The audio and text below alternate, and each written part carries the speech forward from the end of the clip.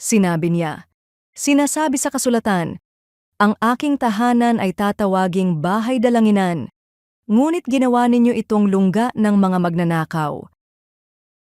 Si Elaine ay isang respetadong church leader. Maayos siyang magsalita, mahusay magturo, at laging present sa mga gawain ng simbahan. Kapag may problema ang miyembro, siya ang unang tinatawagan. Sa social media, inspirasyon siya ng marami. Ngunit sa loob ng kanilang bahay, iba ang kwento. Madalas siyang pagod at iritable. Kapag may gustong ikwento ang kanyang anak, minsan nasa kalahati lang ang napapakinggan niya sa sinasabi.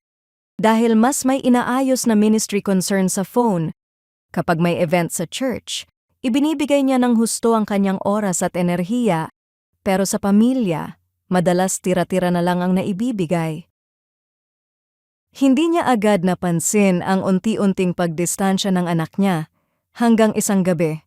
Narinig niya itong magsabi, "Ma, mas mabait ka sa church kaysa dito sa bahay." Napatigil siya at hindi nakakibo.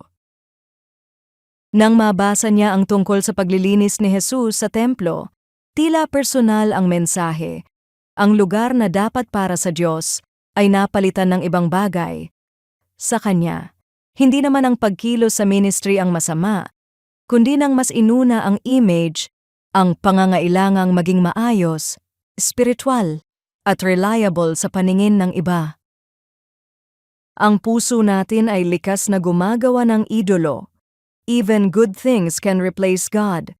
Kahit ang paglilingkod ay maaaring maging paraan ng paghahanap ng approval, ngunit si Kristo, bilang tunay na hari, ay may karapatang linisin ang kanyang templo, hindi upang ipahiya tayo, kundi upang ibalik tayo sa tamang pagsamba. Napagtanto ni Elaine, ang tunay na kabanalan ay hindi performance sa harap ng tao. Ito ay integridad sa harap ng Diyos, pareho sa simbahan at sa kusina, sa harap ng marami at sa harap ng pamilya. Ang paglilinis para sa kanya ay nagsimula sa pagsisisi, pag-amin na mas inuna niya ang reputasyon kaysa sa responsibilidad bilang ina. Unti-unti, binawasan niya ang ilang commitments at sinadyang ibigay ang mas intentional na oras sa kanyang pamilya, hindi para maging mas mabuting tao, kundi dahil binabago siya ng biyaya ni Kristo.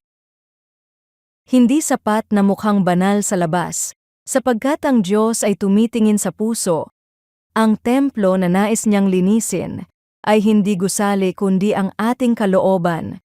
Kaya magsuri tayo ng ating sarili. Ang ating paglilingkod ba ay tunay na para sa kaluwalhatian ng Diyos o para sa imaheng nais nating makita ng iba?